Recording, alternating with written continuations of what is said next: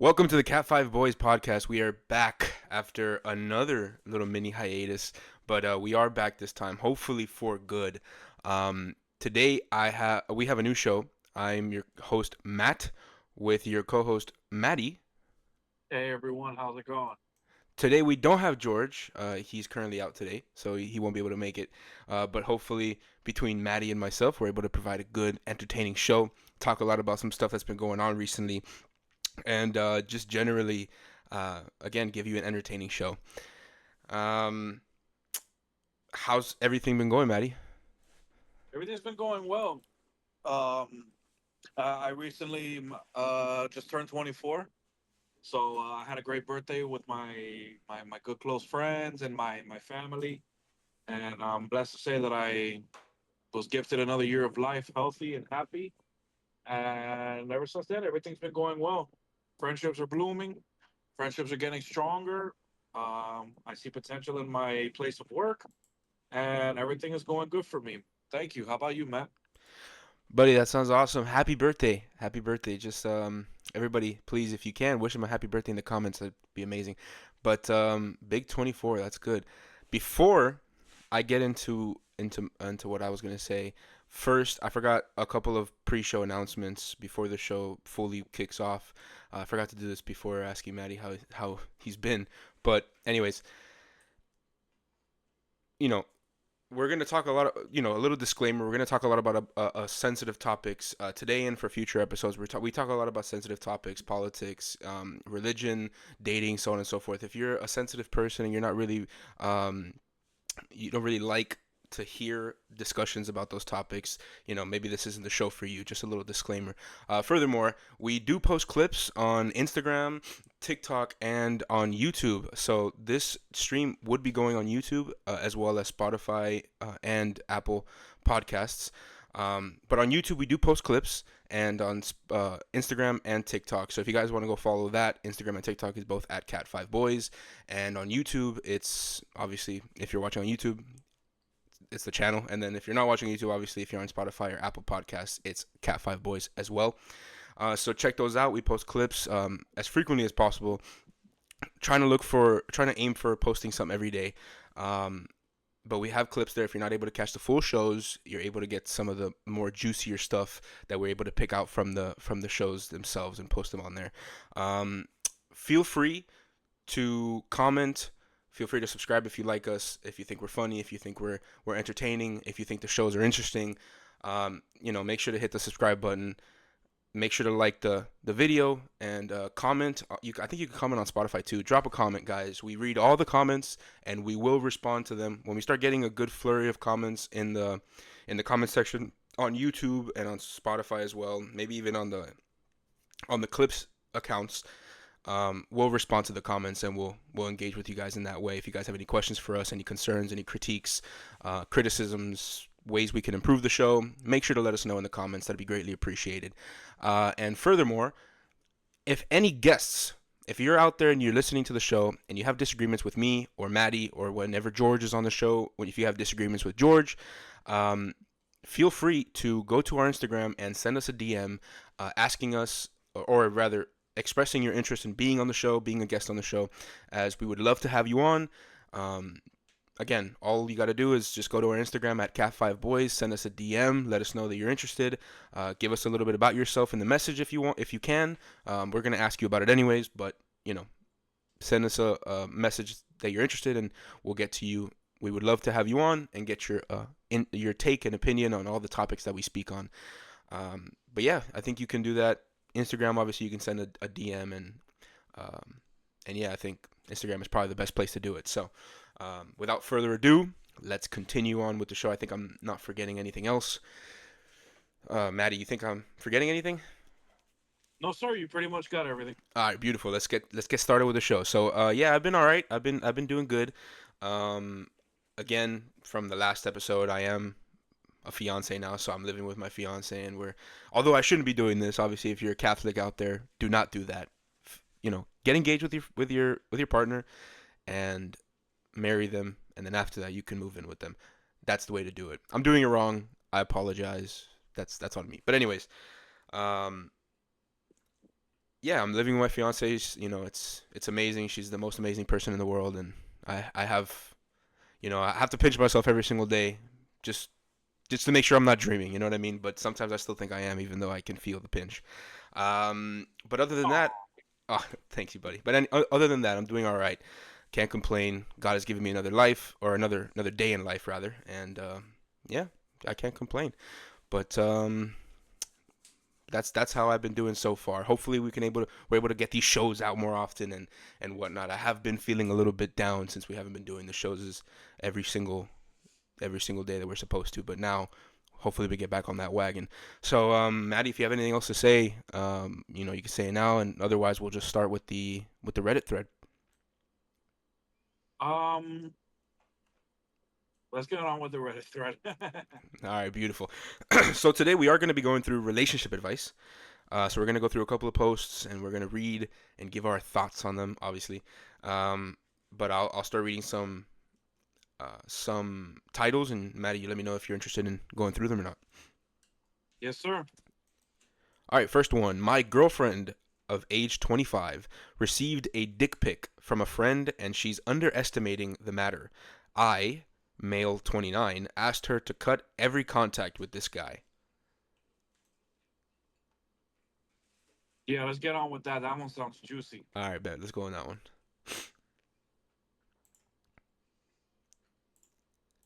Okay, so I, male 29, am having an argument with my girlfriend, female 25, because she received a naked selfie in front of a mirror from her fresh friend she's playing squash with. I don't know what that means, but whatever. A little bit of context. I'm assuming he meant context, but he spelled it as contest. But anyways, a little bit of context. When I met my girlfriend, she recently broke up with her ex-boyfriend, and from her description, the story with him was extremely toxic. I met the guy a couple of times, and I can assure you that he's a despicable, pathetic person who wanted to control her in every single moment of her day. He was denying her friendships because he did not like the people that she was hanging out with. He induced her to take part in a threesome with another guy, and she did not really want it. He's nonstop texting her, begging her to go back with him. He vented the possibility of killing himself if she didn't agree to go back with him, and so on. Because of this, she all the time had a very poor social life. Recently, she recently made friendships with a group of people, four females and two males. We met at a bar when we were together. They're okay guys, well mannered, funny, and so on. One of the two is really funny. One of the two males is really funny. My girlfriend goes along with him. They started playing squash together recently and they started hanging out with the whole group, even without me. I'm okay with this. There's no happy relationship if there's no trust. I started smelling something. Not that they did something or that she cheated on me. When this guy started making some weird jokes, she was showing me her DMs with him without me asking, thinking it was funny about some double cardio after the squash session. When he started appearing out of nowhere when she was outside with him, or inviting her out for dinner or lunch. In parentheses, she never accepted. One evening, this guy reached his group of friends when my girlfriend was with them, and she told me that he sniffed multiple times her jacket after he proposed her to hold the jacket for her. This guy does not know how to fucking type. I was telling her that this guy was not okay and he was low key hitting on her or sensing the waters. The other evening, we were going to sleep. She received a message from him. It was a picture. She told me, "Oh, look, M sent me a picture." I'm gonna just call him Mike. Mike sent me a picture. We opened it, and it was a naked selfie in the dark in front of a mirror. I was speechless but mostly because of the fact that she was not and still is not considering this fact as something non-acceptable. After some thinking, I told her that he trespassed the line and she has to cut every contact with him. I cannot stand her going to squash and other events with this person. She's upset because she's seeing herself again being neglected a friendship from his boyfriend, before her ex and now with me. But this for me is out of my mind. I'd be more than happy if she could find some good friend. I explained to her my reasons when this guy doesn't want to be her friend, or at least only a friend. I truly believe that she was looking for a friendship relationship with this guy, but he overstepped the line, and I'm having doubts about myself being strict on the cut every contact, quote unquote. As per, I do not. want her to stay with me because I love her, but because she could love me and want me. I know that I cannot force her decisions on her. She told me that she will talk with this guy and tell him that this is completely out of place and does not have to happen anymore. But to me, this is not enough. I cannot stand the idea of her meeting on a friendly way with this guy again after what happened. And that is the post, buddy. What do you think? Damn. Yo, Buddy has some issues with his friend's girl. I think this brings on actually a good question to postulate here. Do you think that guys and girls can just be friends? Okay, I understand that there's probably some occasions where men and women can be friends and it just stays platonic. But do you think that generally speaking, majority of the time, that means 51% of the time, it won't turn like it would just stay platonic, or do you think that majority of the time it probably does end up with at least one of the parties getting feelings for the other? What are your thoughts on that? Yeah, I fully agree. You know, I don't I, well I don't think guys and girls can be friends without there being something. Now, it's like you said, there are certain situations, like in my predicament, all of my boys, right? My good close guy friends, they all have wives, fiancés, or girlfriends, and I'm friends with them. And there's no sort of attraction. There's nothing. They're like my family. So there's situations like me, like that. But then there's situations where it'll be a guy and a girl. You know, they start talking. They have interest. They you know they like the same things, and you know there's that little flirting, that little flirting, but I'm not flirting game going on between one of the parties. So it's like, does this person like me? They're throwing hints. You know what? Let's just be friends. Because at the end of the day, guys and girls can't be friends. It's like the same situation of exes. Exes can't be friends. Why? Because either you never truly loved or cared for each other at all, or there's still something there. Which is why if you could see so many people that are friends with their exes, what happens? They end up getting together once or twice more. So guys and girls, I could probably say probably 70% of the time can't be just friends without there being some sort of little chemistry either hidden, denied, or already tested, but they just leave it for when they get drunk type stuff, you know? Yeah, it's the drunk text and the drunk confessions and all that shit, you know. Yeah. No, I agree, man. I've always had that same opinion, which is for me like one of the biggest things for me was my girlfriend, and people think this is controlling. I'm assuming this guy who wrote the fucking post thinks it's controlling too. I, for one, forbid my girlfriend from having any guy friends. Unless, obviously, they're my friends and, we're all kind of a friend group or whatever. But if it's just strictly her friend, I'm not comfortable with that personally. Now, I'm not going to tell her, hey, you know, you I'm gonna force you, otherwise you're gonna fucking be in the dungeon or whatever. No, of course not. But I just would not be with a woman who has guy friends or just a guy friend that she's really close with. It's just not a comfortable thing for me because like it or not, and I've been through this myself. I've had female friends in my life. At some point in time, the thought of a romantic relationship or a sexual one or anything of the sort is gonna go through your mind. It's gonna go through your brain because that's just how we're wired at the end of the day. Whether that be her thinking of you in a romantic way, you thinking of her in a romantic way.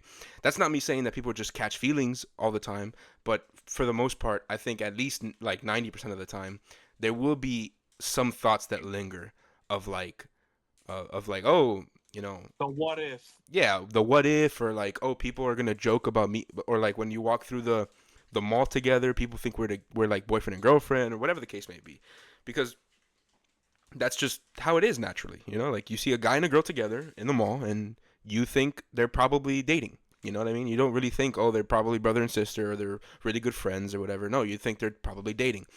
Um, and I think that usually goes through people's minds a lot of the time. Which is exactly why, I mean, this posted in and of itself is kind of proof that it's a slippery slope, man. It's a slippery slope. And you get the girls, again, very emotional creatures. not all the time do they think logically, and this girl obviously is not thinking logically. She's thinking with her heart, not her mind, and she thinks, oh, this guy, he's a good friend. He wouldn't do this to me. He knows that I have a boyfriend, and he knows that I'm off limits and whatnot. He respects that. Women don't understand how men truly think. You know what I mean? At least most men, because obviously some men are like like I said before, there probably is an occasion where she has a friend and it's a guy and he really wants nothing to do with her romantically. He just wants to be friends. But for the most part, she doesn't know how men think for the most part. Guys are waiting.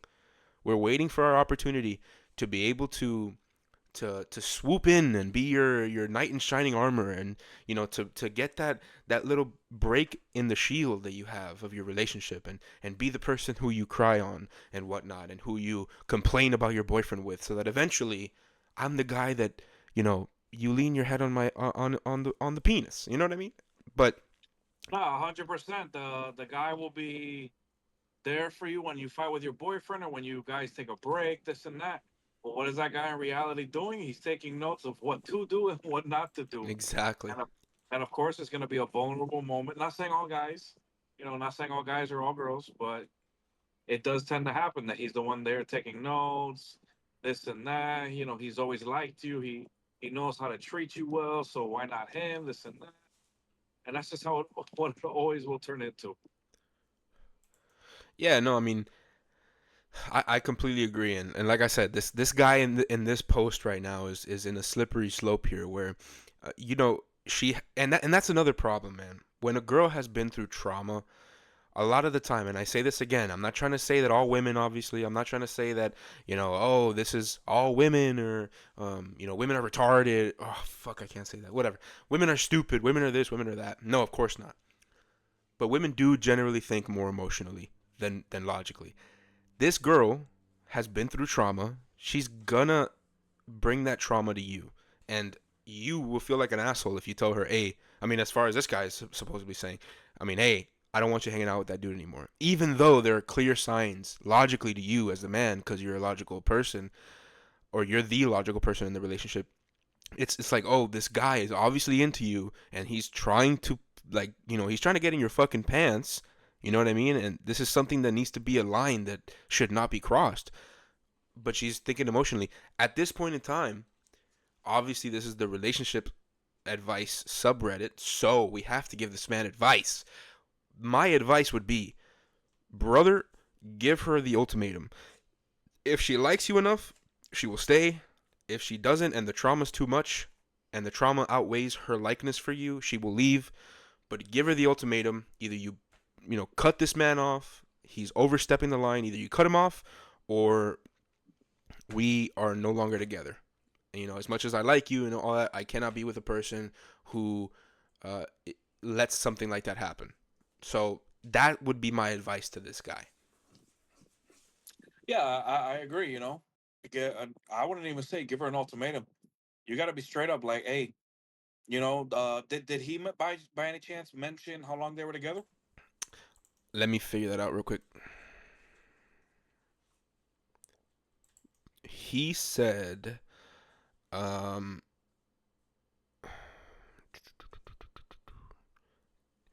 it doesn't, it doesn't really say, to be honest. No, he doesn't say anything. So let's just assume that it's like, let's just assume it's like a reasonable Fresh. amount of time, like maybe like a year. Nothing crazy, but nothing too Uh, recent. okay. Well, I would have said like if it was a few months, like let's say 6 to 8 months, I would have said, hey, bro, just tell her either straight up, like, hey, look, we're together. Nobody, no other guy, regardless, friend, ex, nobody, no girl, no guy is supposed to be sending naked pictures to you because let's say your phone dies and you ask her to use hers and you see that he sent that to her. What are you going to think? She's cheating. This and that are going to cause problems. And then you're going to be the one damaged, this and that, bro. But you just got to either tell her straight up, hey, we need to have very strict boundaries with this friend, or we're done, because there's no reason that he should go through the rest of the relationship, probably even marriage and later on, knowing that she has a friend that whether he's sober, drunk, or he's just a complete idiot sending naked pictures, because I'm pretty sure if it was the other way around and he had a girlfriend and she sent naked pictures of herself, oh, that girl would let him have it. She'd probably slap him, yell at him, break his phone. Funny You know, enough, there's a comment here. Now that you mentioned that, I might as well just throw it in. Somebody, well, rather, red underscore crane underscore lives said, if she doesn't understand why this guy is a problem, I'm not thinking she's a good girlfriend. I'm assuming you asked her how she would feel if positions were reversed and you made a female friend that hit on you and send you nudes. If she doesn't get it, she's not a keeper. And then the guy responded saying, yes, I asked her this exact question. What would you do? How would you react if it was me? The answer was, I don't know, but I'm sure she'd go insane and ballistic. So that's kind of what you were okay, speaking number about. one, there you go. He just got his answer. If she doesn't know how she would react from that, number one, she doesn't really care about you, bro. Because any woman, any person, bro, that has their significant other getting news from another guy or girl, you would flip out. It doesn't matter. Yeah, It doesn't matter. especially if Hey, your partner is like minimizing the situation too. 100%. You're not just gonna brush it off and be like, "Hey, like that's not okay." You need to talk to let's say uh, Spencer, for example. Hey, Spencer can't be sending you nudes. Like, what the hell is this? Like, why do you have his naked body on your phone? I don't want another guy's naked body on your phone. Nobody should have to deal with that or go with that, because then, like I said, you're gonna go the rest of the relationship, the hangouts, dinners, whatever, parties, and everything, thinking, damn, this, when she says, "Oh, babe, I'm tired from work," and in your mind, you don't think she's actually going to sleep. You think, oh, they're probably meeting up. Oh, they're probably exchanging nudes and things like that. So, bro, if she doesn't know how she's going to respond, she's not a good girl, because any person, especially a good woman, would flip out or get upset if another guy was sending her pictures and she truly loves you. Because when a girl loves you, no other guy matters. No other guy she'll give the time of day to. Yeah, So, my bro, it's either that she's being honest with the I don't know, or she's not being honest. She's being prideful, and she really knows she would flip the fuck out, but she's just saying I don't know in order to not give him like the win or whatever. yeah. But either way, so Either way, bro, that's not a healthy relationship. From when she said, "I don't know," I personally would have been like, "You don't know how you would have reacted." All right, well, guess what? I'm out. Thanks for the time. I had fun. We're going our separate ways. Yeah, that's it. I'm done. yeah, I agree. So your advice to this guy would be just tell her to break up with it, or tell her to drop that guy, or break up with her. Yeah, pretty much. All right, Pretty much. Yeah. we agree. We agree. All right, let's move on to the next one now. So we spent a pretty good amount of time on that one. I think we had a good back and well a good sense of opinions on that one. Yeah. All right, next one is I 22 female just found out I'm pregnant and my boyfriend 20 male is threatening suicide. Where do we go from here? Golly. Unalive himself. So you want to go into that one? Yes, but self deletion, my friend. Oh my gosh. Yeah, you're right. See what I mean? This is what happens when we don't record an episode for a good amount of time. I completely forget my manners on YouTube. Don't worry. If you're able to edit, just do a bleep over the two words already. Yeah, bro. First the R word and now the S word, dude. Um That's okay. yeah, yeah. Well, it's okay. We'll get back into the groove and I'll get back to it. I'll get back. Don't worry about it. But you know what? I am because this one kind of hits home. So I'm very interested in this one. If you'd be okay, I am completely fine with going into this one, buddy. Um, let's do it. let's do it. I'm also just to point out real quick. I'm also really happy that my boy Maddie here is the one correcting me this time around. This is go. This is my guy right here. So, look, you know what? Let's just keep going. Anyways, so the post goes, I, 22 female, just found out I am pregnant and my boyfriend, 20 male, is threatening suicide. Oh my gosh, I did it again. Oh my, sorry, it's threatening self-deletion. Where do we go from here? My boyfriend is 20 and I just turned 22. I recently found out I'm a few weeks pregnant, and needless to say, we're on very different pages. He's adamant that I have an abortion, while I'm reluctant to make a decision until I've had some time to consider my options. As much as I want to go through with this pregnancy, I know how difficult it will be, whether I have his support or not. Last night, I hypothetically asked him what he would do if I chose to raise the baby, and he told me he would off himself. Obviously, that's a huge burden to carry, but I can't help but feel as though I'm being manipulated into doing something I don't want to do. At the same time, I couldn't begin to fathom how much more difficult it would be without his emotional or physical support. I always feel so alone in this, and his distant behavior and recent remarks have only made the situation worse. Where do we go from here? Is compromising even possible when our feelings are so different? TLDR, my boyfriend wants me to have an abortion, and I'm still weighing all of my options. He's threatened to off himself if I go through with the pregnancy, and I feel like I'm being manipulated into doing something I may not want to. I'm not gonna lie, this one right here, Yeah, this one here is a doozy. it number one, if like I'm trying to think of this, if this was my daughter, right? If my daughter comes to me and she tells me I'm pregnant, hey dad, I'm pregnant. I have my boyfriend is telling me he's gonna commit Superman. Um, if you know I decide to keep the baby, he's telling me he wants me to get a shmortion. What do I do? What do I do? Number one, first and fucking foremost, do not, and I repeat, do not get in a smortion. Do not. All right. That's first and foremost. Don't do that at all. Not only for the baby, for your baby, but also for your own soul. All right, don't do that. No matter how much this fucking scumbag is pressuring you to do that, don't fucking do that. This pussy ass boy. All right, don't do that.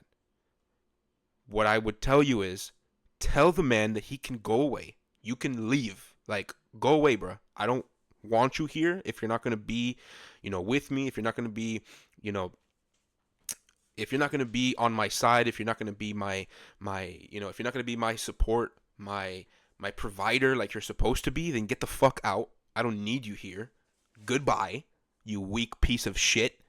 Sorry, I'm very passionate about this. Anyways, go away. Give him the out because obviously he wants it.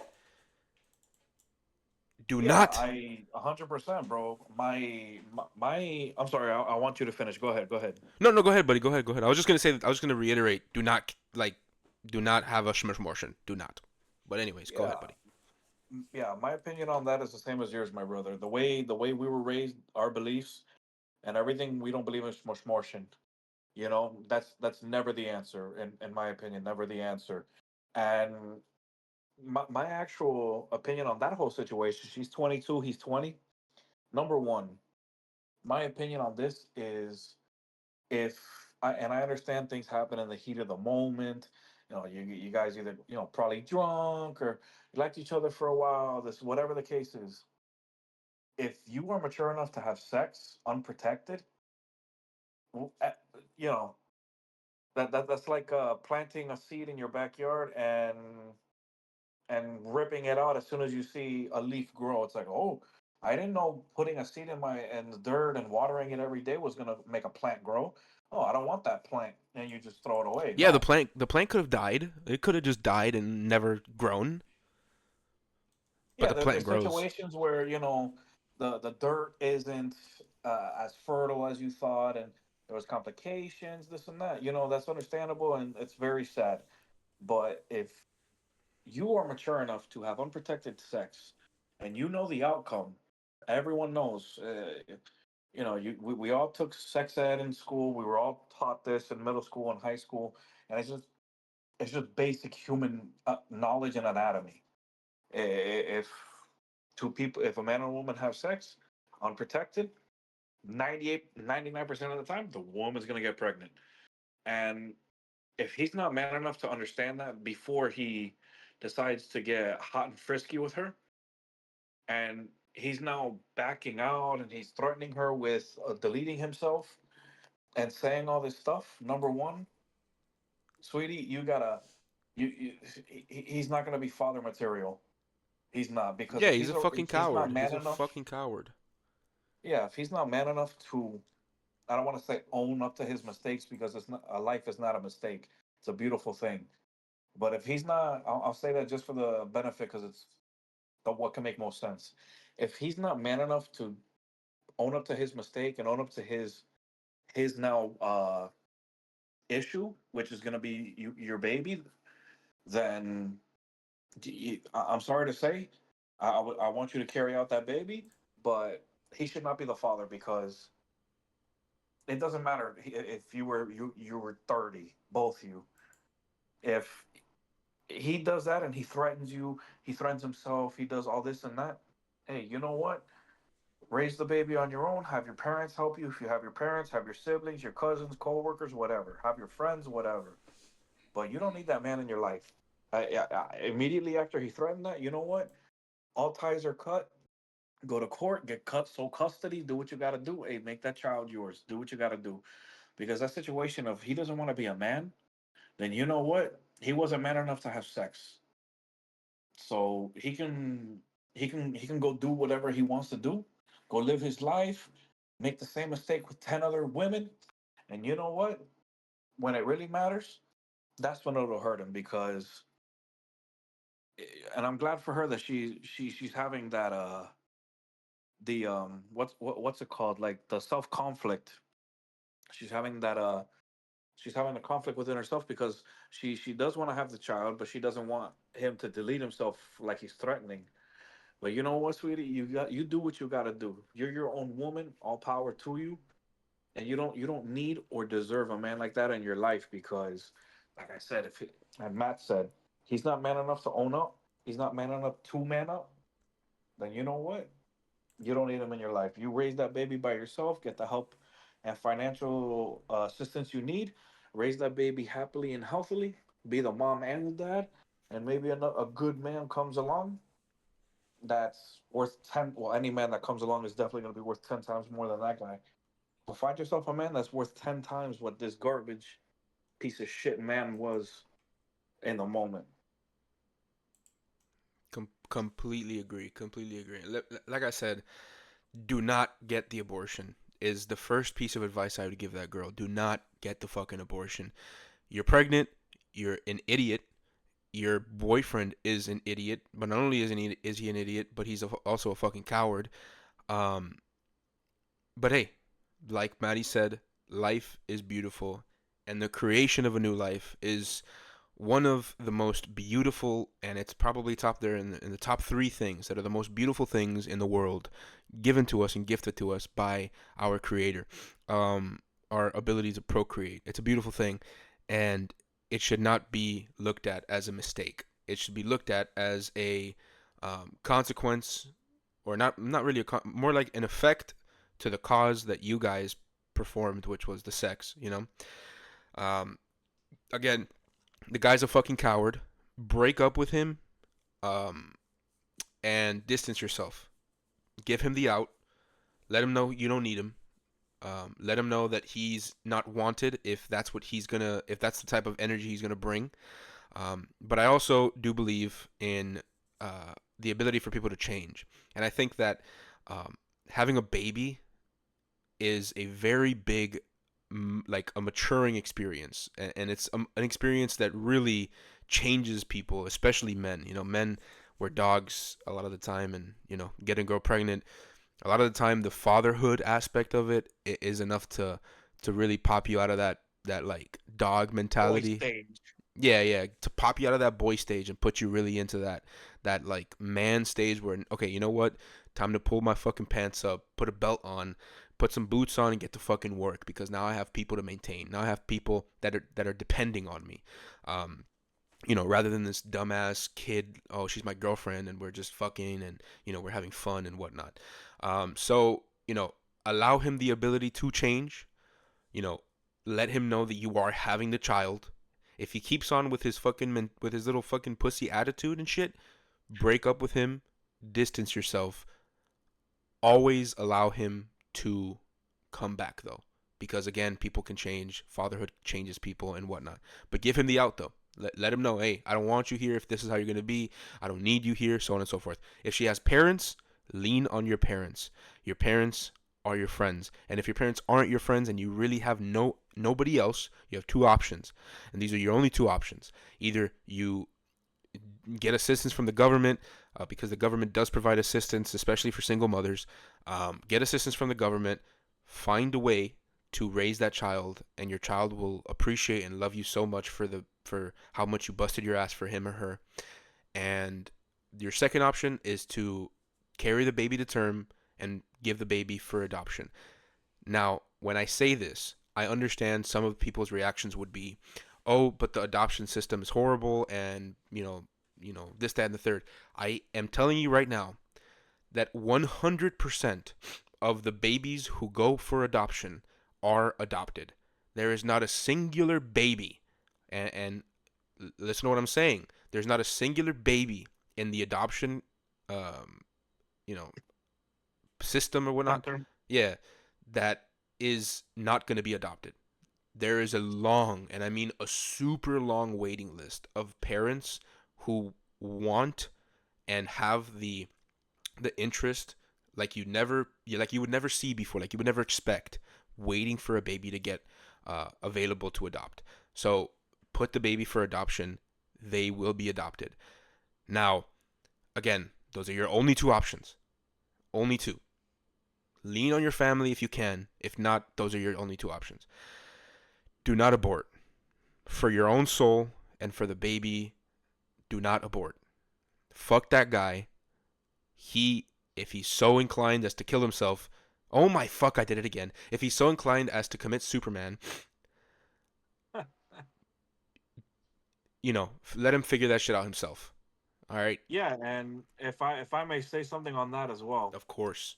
if he's threatening to unalive himself because if you have that baby, I suggest you call whoever's in charge of Baker acting people. And for those of you who are not maybe not familiar with what Baker acting is, Baker when somebody is Baker Yeah, I think that's acted, a Florida thing. yeah.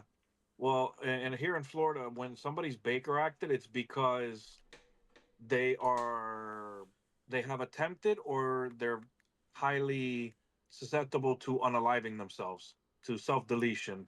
So they get Baker acted, which they get inserted into a not an asylum but a mental health recovery hospital is the best way I can put it.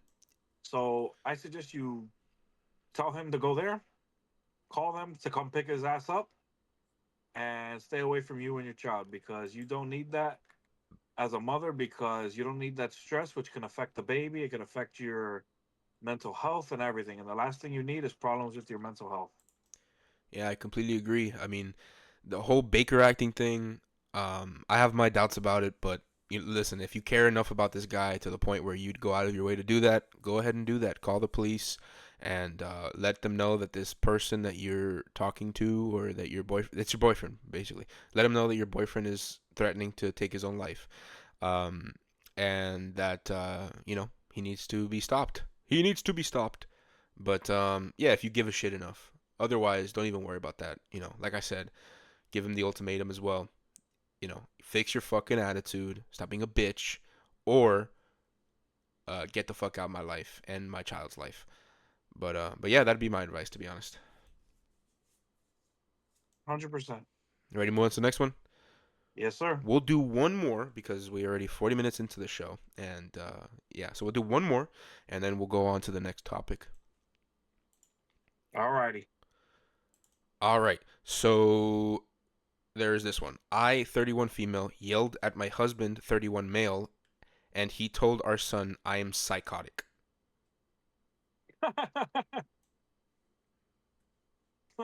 Sure, let's let's hear how this one ends. You want to do that one? Yeah. All right, bet.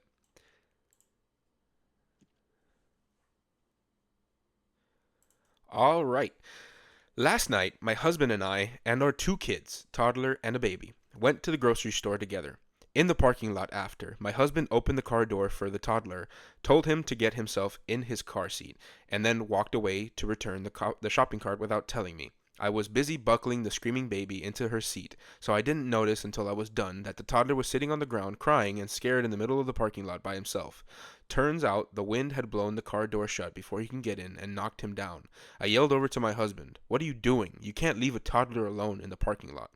This isn't the first time my husband has done this, and I have asked him several times, make sure the kids are in a safe place, or at least tell me that he's leaving before walking away, so I was very upset. Once my husband got back in the car, he was furious that I yelled. He quietly told me I was acting like a crazy person and to not yell in public because it's embarrassing. I said that if our child is in danger that I'm going to yell. Toddler asked why we were fighting and my husband said because mommy is acting psychotic. That's when I totally lost it. I started yelling at my husband that it's not psychotic to care about the safety of our children, which he clearly does not, and that he can't just assume I'm responsible for both kids at all times and walk away without saying anything. He just kept quietly repeating to stop yelling in front of the kids. It's not appropriate, and things like it's okay kids, don't be scared, mommy is just a little psychotic. Oh shit. And I didn't Damn. and I didn't leave the toddler alone. You were right there. He was so condescending and didn't care about all the issue I was upset about. I've never been so angry in my life, and I could just not get myself under control to stop yelling. When we got home, he locked himself in our room while I snuggled and apologized to the kids. He came down later and said, "Sorry for upsetting you. He's been acting like everything is fine now, but I can't even look at him."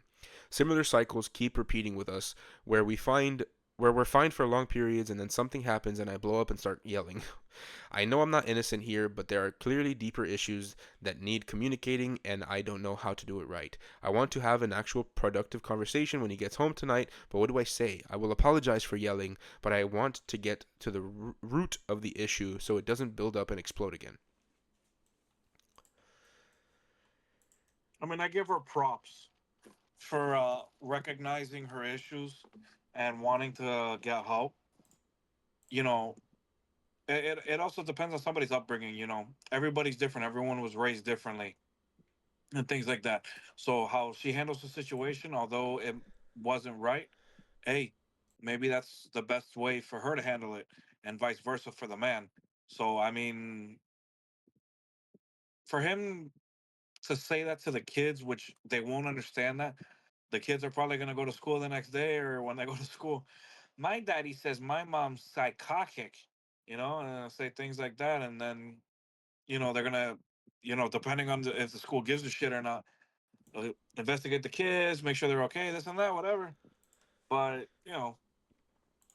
he was at fault. She was at fault. You know, I understand shit happens. The kid fell, but you know, if she would have asked him what happened before going off, then I think it could have avoided it. But then again, at the same time, everyone expresses themselves differently, so they're both in the wrong and they're both right in my view of this whole situation. But it's good that she recognized the issue and wanted to help herself, fix herself.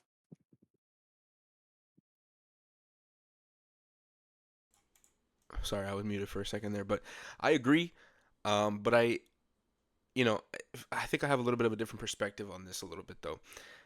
For me personally, I think she needs to learn how to listen. And she seems like she's kind of like a very, um, I don't want to say crazy person because that's kind of what he called her, but like, kind of like a loose cannon. She's like, crazy, like she's like a trigger happy person. You know what I mean? When it comes to Short her emotions. fuse. Yeah, she has some sort of anger management issues. I'm not gonna say problems because it's not like to that point where she's like hitting him. At least not from what we can tell in the post, but to a certain degree, she does have to, like Maddie said, a short fuse. What it seems like, and she needs to learn how to listen. She needs to learn how to listen when her man is telling her to calm the fuck down and stop yelling. Now, one thing I will say is it is absolutely horrible. Absolutely horrible. And it's not horrible just to the point where she apologizes once and it's okay. No, it's horrible to the point where she needs to really think about what she did and, um, you know, understand that it's something that is borderline like abuse. You know what I mean? To a point where like to the point where it's borderline abuse to scream in front, like to yell at your husband in front of your children. Like, I don't think a lot of people understand. It depends how you grew up or whatever the case may be. But when your parents are yelling in front of you, like psychotically yelling, where they're like fucking going at each other or whatever the case, it really affects with a kid's brain. It really does make a kid scared. And like, in an environment where the kid should feel safe, the kid should feel like, you know, he or she is with their parents, and that, that should be the safe space. That should be a place where they feel secure and whatnot. That type of environment where your parents are yelling at each other loud as shit is something that is super, super insecure for the kid. It's gonna make them feel scared. It's gonna make them feel alone. It's gonna make them feel like they're not loved, like they're not protected and whatnot. Um, that's first and foremost. It really does affect kids a lot. So to the woman, I would tell her, it's borderline unforgivable to scream like that to your husband in front of your kids. Do not do that again. That is horrible. Now, to the man's part, you're an idiot, like extremely an idiot, for leaving your kid to get into the car by themselves in a parking lot in front of a store. That is like child highwaying. I don't want to say the word, but I think people understand what I'm trying to say. Highwaying, like 101, dude. Like, that's just like that. Kids get taken just like that, bro. Do not let go of your kids like that, bro. I know you're trying to teach them independence and whatnot as a father, but don't do that shit, because that's not safe at all. I mean, the kid fell, so I mean, it kind of goes to show it's not safe. That's a dumbass thing for the guy to do, and she has a right to be, you know, a little bit mad about that, or mad about that in general. Um, Again, there's ways to go about it. Now, the guy calling her psychotic in front of her son is also a bad thing, slippery slope, because obviously he was probably being like playful and whatnot, considering he said, um, "It's okay, kids, don't be scared. Mommy's just a little psychotic." Like, he's probably saying it playfully. That's fine.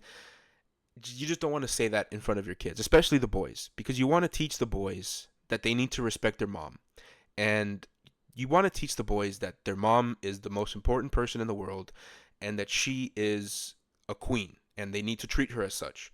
And so, with the spirit of her being a queen, you got to teach them, and you got to be the example of, you know, knowing how to treat your queen, and she's got to be treated, as such.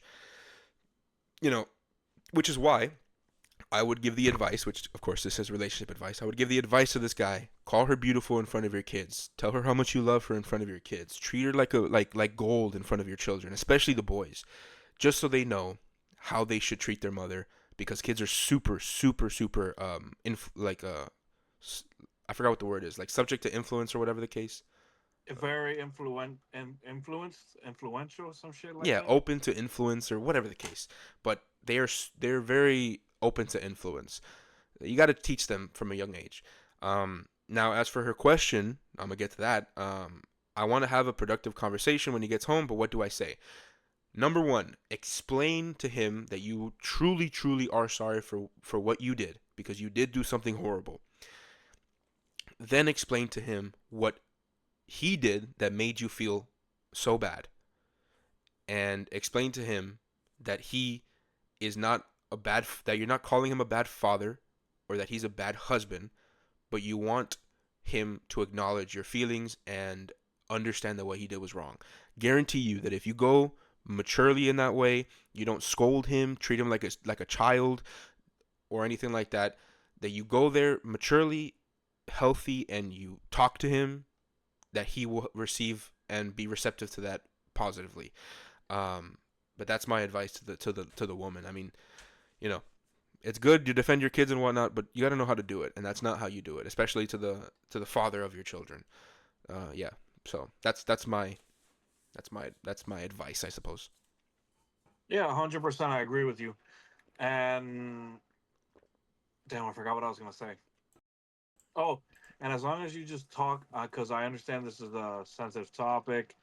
You know, you're very passionate about what happened with the child, but as long as both of you just talk to each other without going in straight up with an attitude and an anger or an angry, the conversation will be better. Your relationship will be better, and you'll be able to talk more with one another when you have issues without going for the throat without throwing low jabs, without make doing low blows. Just like, look, this and this.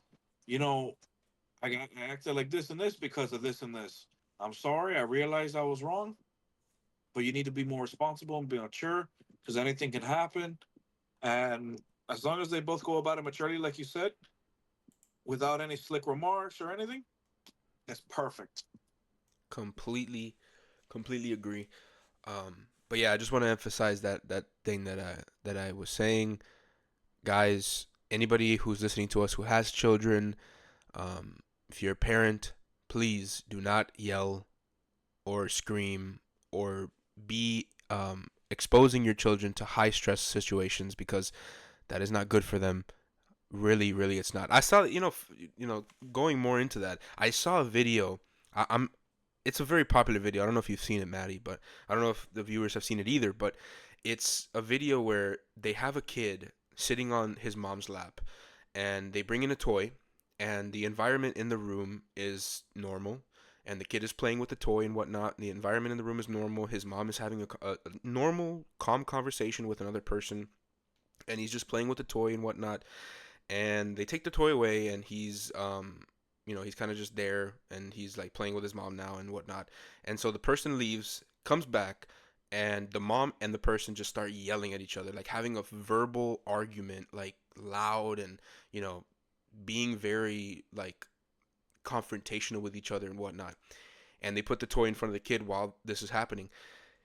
And the difference between when the kid when the toy wasn't in, or rather when they weren't arguing, sorry, I can't even speak, when they weren't arguing versus when they were arguing, the difference in the demeanor of the child was so astounding and so obvious that I'm not gonna lie, it really broke my heart. It really did, to see the kid go from playing with the toy all happy and go lucky to when they were arguing, all he could do was like be aware. He was highly aware of his surroundings and looking around like he was scared, and looking at the people who were arguing, his mom and the woman, and kind of just like cowering in fear and whatnot.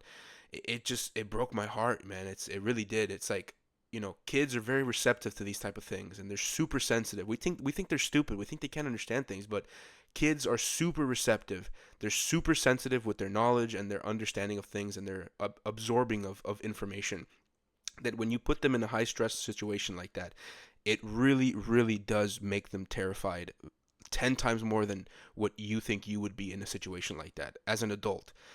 As a kid, they would be 10 times more stressed and scared and hyper aware of their surroundings, feeling unsafe. So if you, like I said, if you have a kid out there, if you're a parent, please try your best to not expose your children to those high stress situations. It's not good for them at all. But yeah, just thought I should say that. I agree with you, sir. Good words. Thank you, buddy. Thank you. But right now we're gonna move on to the next topic. It's kind of in the same vein of dating and this sort of thing. I, we're both Catholic, right? And as Catholics, I don't know. Let me ask you: do you date? When you date, is it a requirement for you that the woman is a Catholic, or do you think that or in your requirements for dating, she has to do is be Christian, or you don't care what she believes? What are your requirements in that? Well, my personal requirement, I would prefer if she was Catholic. That way we can share our faith and grow in it more as a couple and have that be the base of our relationship, which is supposed to be. Um, but if she's not, that to me is okay. Um, uh, I don't know. That's kind of like a difficult question because I haven't really been put in that type of situation. So I can't really tell you like, hey, yeah, like she has to, like, or otherwise I'm moving on to the next. No, it's just it's a difficult question for me because, like I said, I haven't been put in that situation. But preferably yes, but in reality, who knows? Yeah, I understand. I mean, I think for me, I mean, I was in a relationship with my girlfriend, and I wouldn't say she was a full-on Catholic. She identified herself as Catholic for the most part, but she didn't. really practice the faith. She believed in like the evil eye and horoscopes, for example, somewhat, and she wasn't really too deep into the faith like that. She was a lukewarm Catholic, I suppose.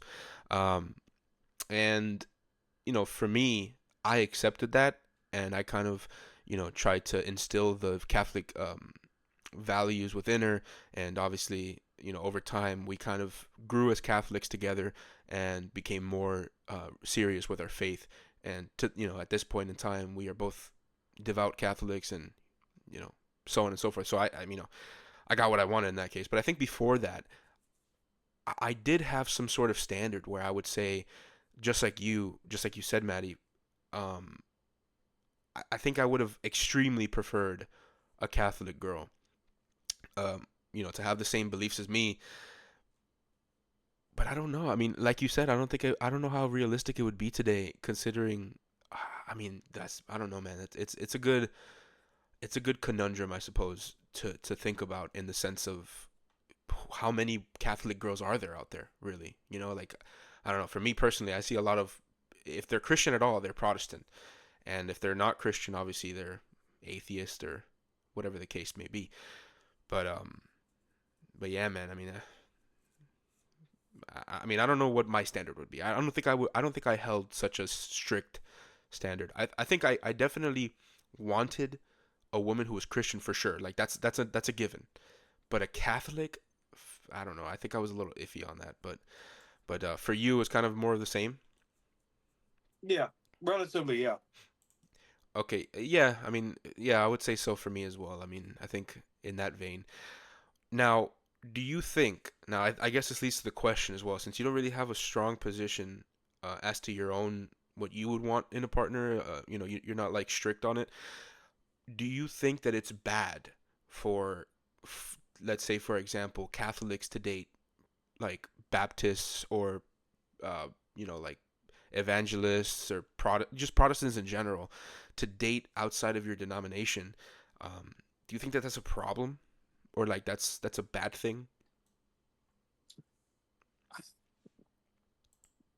Like there's like, just to be clear, they're still Christian, but they just don't believe In in, certain aspects. yeah, they're not Catholic, obviously, so they don't believe in the things, the different things we do. See, they don't believe in Mary um being virgin, perpetual virginity, and the Immaculate Conception. They don't believe in the veneration of the saints, and they don't believe in the Eucharist, and they don't believe in baptism, birth, infant baptism.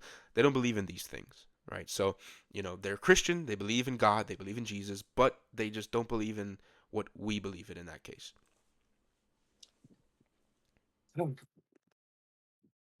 Well, obviously, I think that would cause issues with anybody. Because if you have your certain beliefs, you have your certain ways, and that's how you were raised, and then your partner, your wife is similar, but she doesn't believe in, let's say, a third of what you believe in or what you do, what you practice. Yes, of course, it's going to cause an issue. Um, but I don't think it would be something too major. I think it would be something you both could definitely work on, because at the end of the day, you both are Christian, you both are Catholic, you both are believe in the same God, the same Jesus.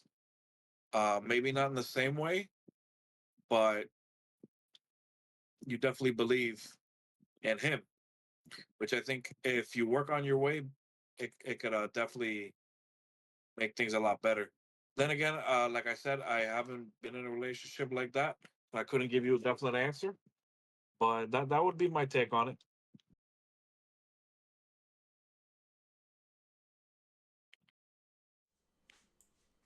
Yeah, buddy. I have been in a relationship like that as well. I wouldn't really say a relationship, more so a situationship, I guess. We were getting to know each other and whatnot, but and we were kind of going on, dates and flirting with each other and shit. The whole situationship and the way that goes.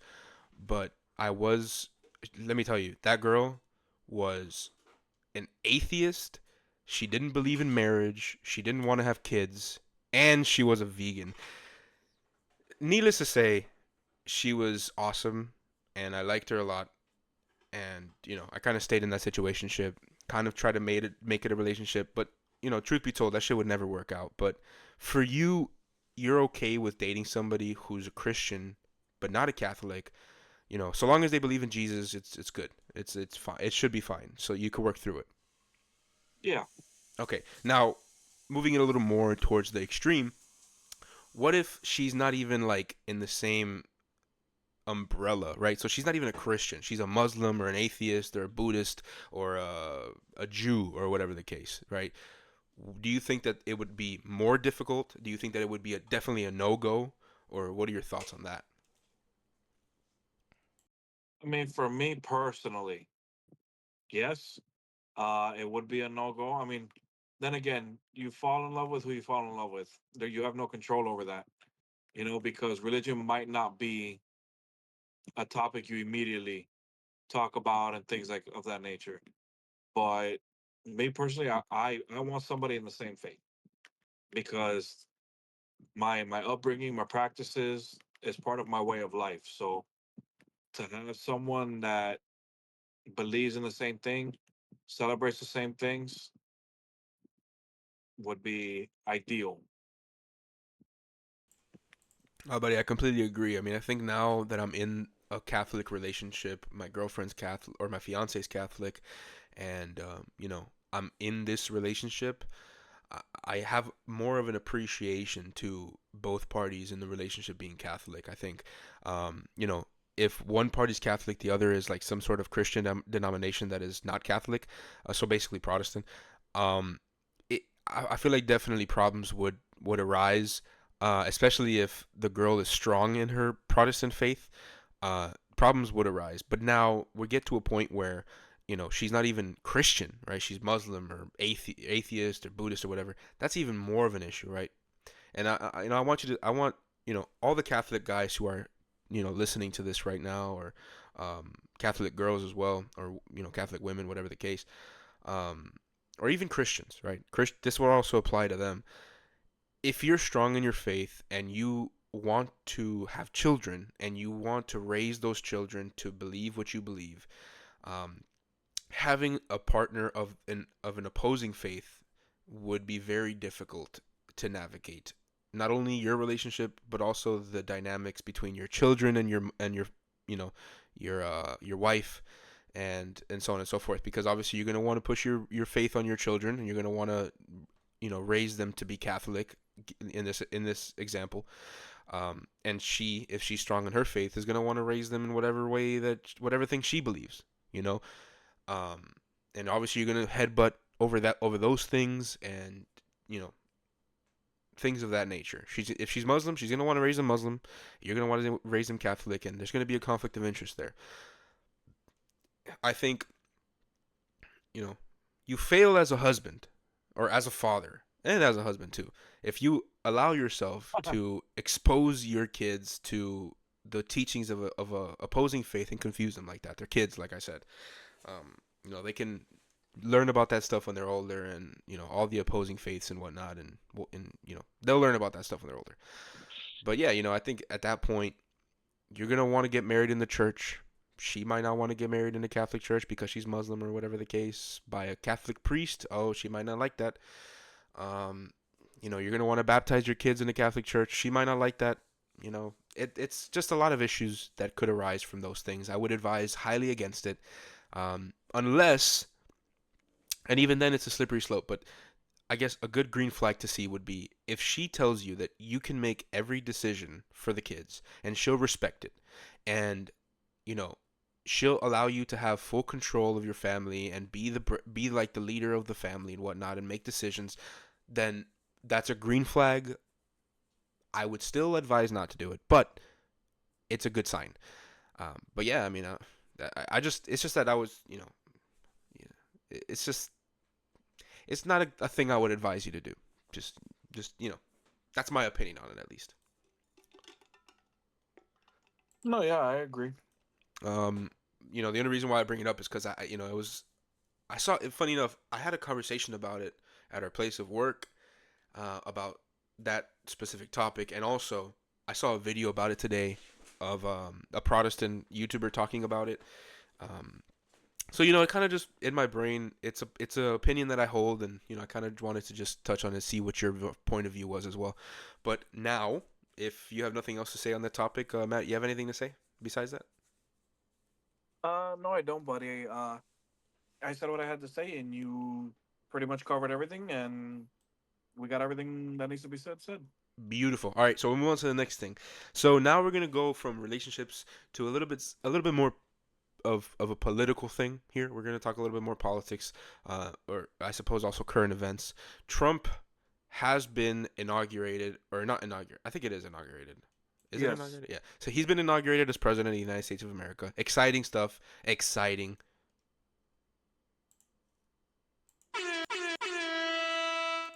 That took me a little minute. I got to get more comfortable with that. But either way, he's been inaugurated as president, and on his first fucking day, dude starts doing stuff. He starts signing a bunch of papers. And yeah, I want to kind of talk about a couple of those things and give our thoughts on them. And again, my voice just fucking died there. But, anyways, and again, as I said at the beginning of the episode, if you guys have any opinions that you would like to share with us, opposing opinions, opposing viewpoints, put them in the comments. Feel free. Don't be scared. We'll look at all of them and we'll respond to them on the next episode, or we'll give you a reply in the comments. But definitely, we'll try to we'll definitely respond to them in the next episode as well, and that will move on to every single show we do.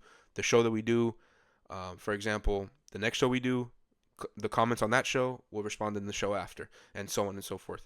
But the first thing that I kind of want to touch on and get your opinion on, because I think it's a very, it's kind of like uh, a very hot button topic, is the birthright citizenships.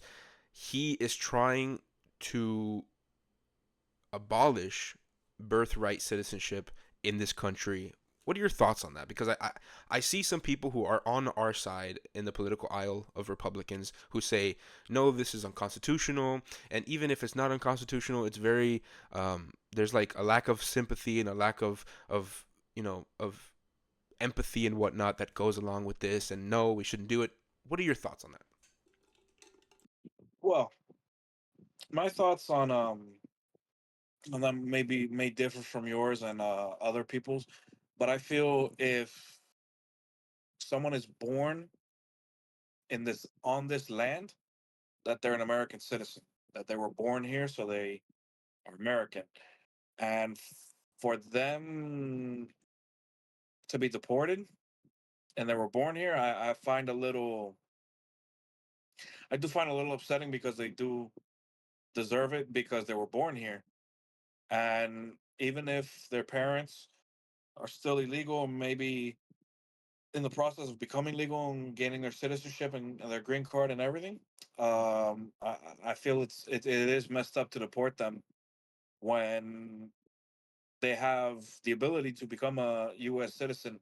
Now you can contradict me by saying that why didn't they do it before? Why didn't they do it before that they got pregnant? This and that.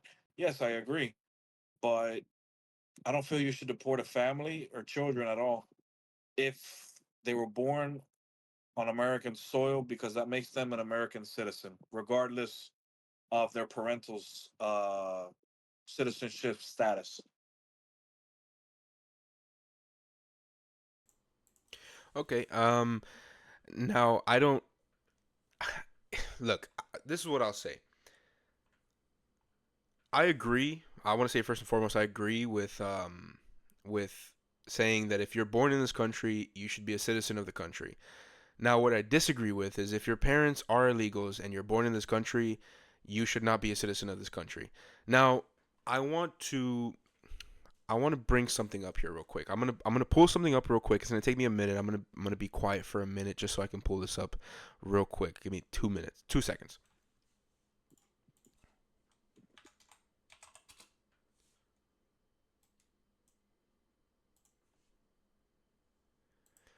Okay, so I want to read the 14th Amendment, the first couple of sentences of the 14th Amendment, just so we can know what we're speaking of here. Because I know some people will say, oh, it's unconstitutional. So let's read the Constitution of the United States of America.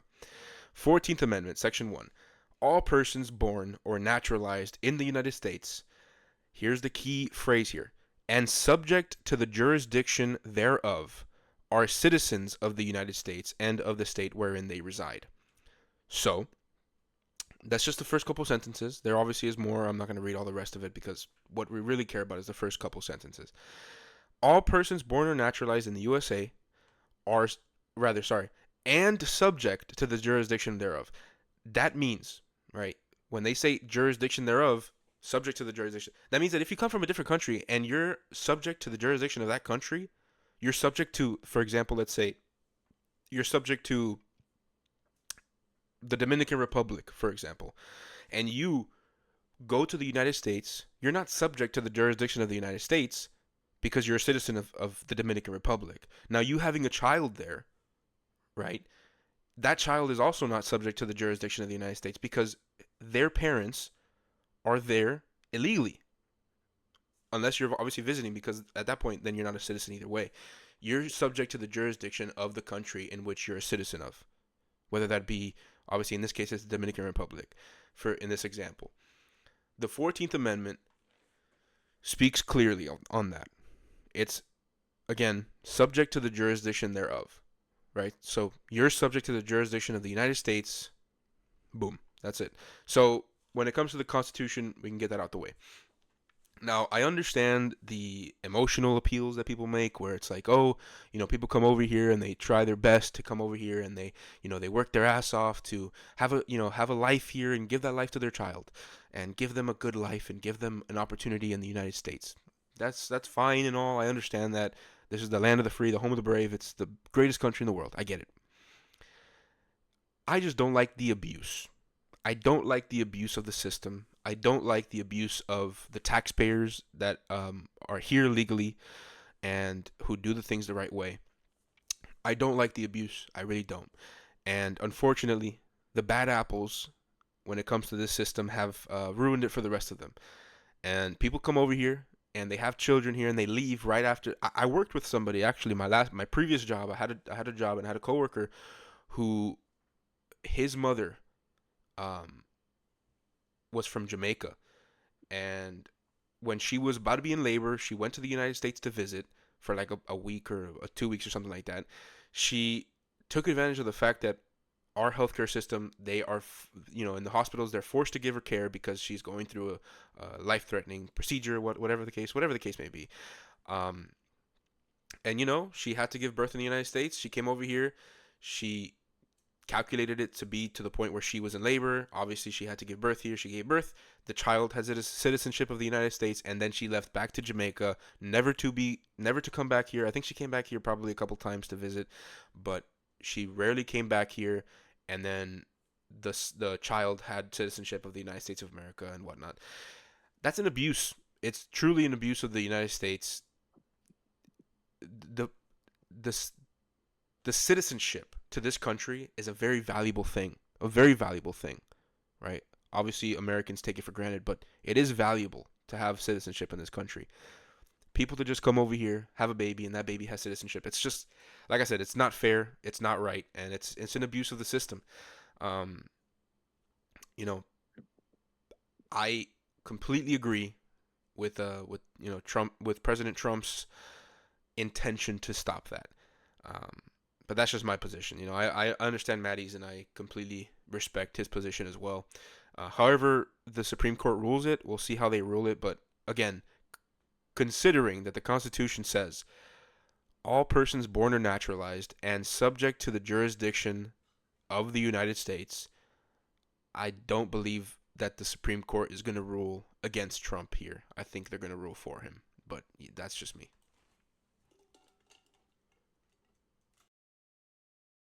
Yeah, it's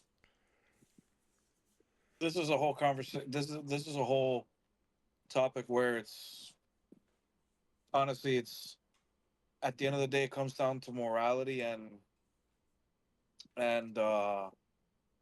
respect and understanding for the law of the country. Again, I do think it's unfortunate that sometimes people want to abuse the system, and which causes those who come here for asylum and those who come here for a better life, not only for them but for their children, so they can have children to have a better life. And it's very unfortunate that that is happening because they deserve every bit as right as we do as American born citizens. Yeah, I'm gonna.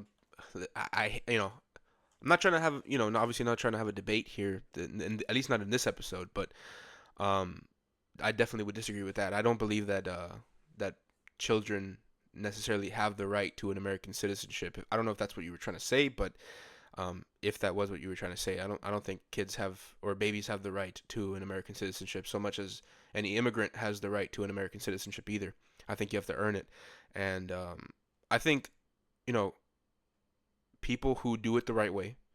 And I understand the system is, it's super long to get a citizenship in this country. I get it, but and I think we need to reform what the system is, and I think we need to make it better. And sorry, not refine or not reform, refine it, make it better, make it more effective.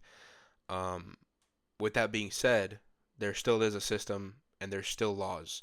Follow the laws, do it the right way, and have a child in here, and that child at that point will deserve that citizenship because of the actions of their parents, because their parents did do it the right way and they fought really hard to get to where they are at that point in time. Um, I think we should reward good behavior, and rewarding people for breaking the law, probably not a good slope to go down. Probably a slippery one. But that's probably yeah, that's probably all I have to say on that, to be honest. I don't know if you have anything more you would like to add to that. No, I said my piece.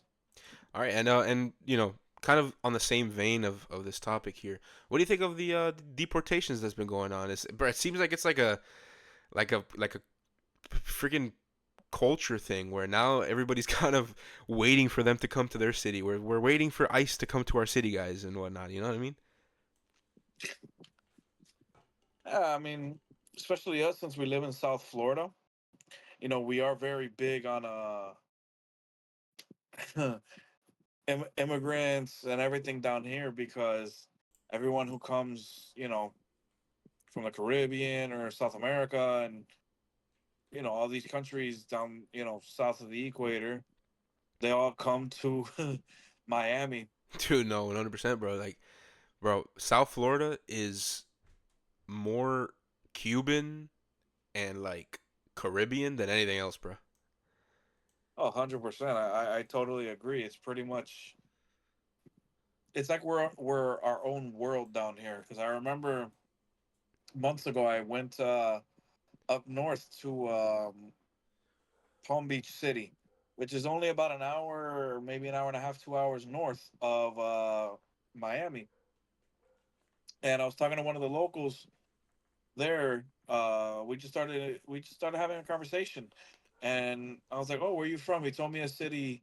I was like, "Oh, okay, yeah, I know where that is. Yeah, that's not that far from here." And then I told him, "Oh yeah, I'm from Kendall." He looked at me. He's like, "Your name is Kendall?" I was like, "No, I'm from I live in Kendall, the city." He's like, "I didn't know that was a thing." That just goes to, and he was you could tell that he was a like white American. He had no he wasn't Hispanic or black or anything like that. He was white. And I was like, that just goes to show you the big cultural difference between northern and southern Florida, just within the Hispanic community that we're like, oh yeah, this and that. We have all these types of people here, this and that. And you go north, it's like Kendall. Where's Kendall? Who lives there? What's the majority of the population? And it's like, damn, how secluded is South Florida from pretty much the rest of the world? That Dude, we're pretty much our own country. yeah, bro, it's like a completely different like jurisdiction. It's like Puerto Rico is part of the U.S., but it's just so different over there than it is over here. But I think, dude, I swear, like I forgot who was the one who said the joke. It might have been Jimmy, but he was saying our like national language here in South Florida is Spanish, bro. Like It's not English. It's not English. I don't know, 100%. No, it's crazy. You go into any store and the workers probably speak Spanish and that's their main language, and the store itself is probably has a bunch of Spanish signs and all this type of stuff. Like most of the signs that you see on the streets are Spanish. It's a whole different fucking language out here, dude. 100%. Or it's been like in my situation where I'll go to Broward County. I'll leave Miami-Dade County, just to go to a store or go somewhere, right? And me, you can tell I'm a Hispanic young man, and I'll go to a store, I'll go to a Publix, I'll go somewhere, and immediately, as soon as the cashier, whoever's helping me, sees me, they automatically start speaking to me in Spanish because either they don't speak English or they already assume, oh, here's another person that doesn't speak English. Let's just talk to them in Spanish and get it over with. Yeah, man. It's I lived in Georgia for a year, and the difference in which people obviously still spoke Spanish over there, but dude, you really can tell the difference when you move up to a different state like that. Just the sheer number of people who speak Spanish here, it's like, yeah, man. It's just you gotta know Spanish if you want to live down here, bro. Yeah, at least a little bit of it, bro. Like hola, cómo estás type stuff. ¿Dónde está la biblioteca? Like type shit. You know what I mean? But dude, Mm. you gotta know something. But yeah, no, I mean, uh, I think we were talking about the deportations. Yeah, buddy, what do you think about the deportations though? That's been going on. Well, if I'll be honest, I knew Trump was talking about it, and he has been talking about it for a while. But I, if I'm being honest, I wasn't expecting. For some reason, I wasn't expecting the what's the proper word? The like the vastness and the dang, what's the word? Yeah, the number of the people that were gonna be Yeah, but it's another technical word. Like I wasn't aware of like the yeah, I'll just say the big the number of scale people. Yeah, I or guess the the scope. scale. Yeah, like the big scale of the amount of people of which have already been told they're going to be deported and that have been collected and this and that. I wasn't aware of such a huge number of people already within a few days of Trump signing the order and things like that. I was very surprised to see it on the news. You see thousands of people already, and it's like, damn, that's just day one. Think back if all the last 4 years of so many millions and thousands of people coming, this is just probably the tip of the iceberg because now everyone's gonna try to be sneakier and all this, and genuinely I was very in awe when I saw the amount of people. It's like, damn, we Yeah, bro, have it's surprising. It's really surprising. it's a huge number of people, and that's just from like a couple of days. But I mean, look, I mean, we, I mean, I'm on the Twitter right now of United States Immigration and Customs Enforcement, aka ICE.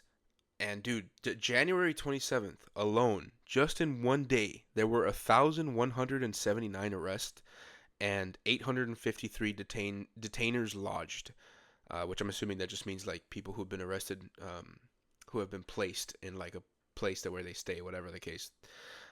Dude, 1,179 in one day. In one day. Now that's on the high end. So let's look on something on the low end. Like for example, the day right after, 969 on January 28th, which is coincidentally the day we're recording this. January 28th, 969 arrests by ICE. It, dude, it's a lot of people they're grabbing, dude. A lot of people. Yeah, man, it's that's very very surprising. That is a lot of people, man. Yeah, bro. I mean, it's a W though. I'll tell you what, like you know, the way they're doing it, or at least the way they're saying they're doing it, which I'm gonna just take them at their word, obviously, because that's what they're saying. Um, they're grabbing the people who are convicts, right? So convicted of some sort of crime and whatnot, they're grabbing those people. So you know, to me, good fucking riddance. All right, goodbye. Go back to your country. Do it the right way this time, if you want. Um, but yeah, I mean, a lot of people they're arresting. A lot of fucking people. It's crazy. A lot of people, bro, and it's only a couple of days. Give it a couple more. Give it months, and we'll see how crazy the number is. Yeah, bro. I mean, I'm looking at the bro. They're even posting some of the people that have been arrested. I mean, we got this guy. He's just named an Honduran national. His crimes were aggravated assault with a deadly weapon, and he was arrested and is pending removal on January 27th, 2025 in Corpus Christi, Texas. Now, this is all on their Twitter account, which is fucking crazy, bro. Like the fact that they're putting a picture of these people and everything. I mean, they have more. They have another Honduran national who looks like that man looks gay as shit. Let me just say. But anyways, his crimes were robbery and escape, retail theft, and confirmed Sereno gang member in Chicago, Illinois, and he is pending removal, arrested and pending removal. They're just posting these on their on their fucking Twitter account. I'm not gonna lie, this shit kind of actually low key badass. I'm not even gonna lie to you, bro. Like to see our I don't even know, bro. It's like America's not playing. It's kind of like America's not playing no more, bro. Like we ain't playing with y'all no more, type shit. You know, I don't know. It's kind of dope to see. I'm not gonna lie. No, 100%. It's things getting done. Yeah, bro. I mean, look at this guy right here, bro. This scum of the earth, arrested and pending approval, January 27th, 2025, Atlanta, Georgia. I'm not even gonna say his fucking name. I don't even want to say his name.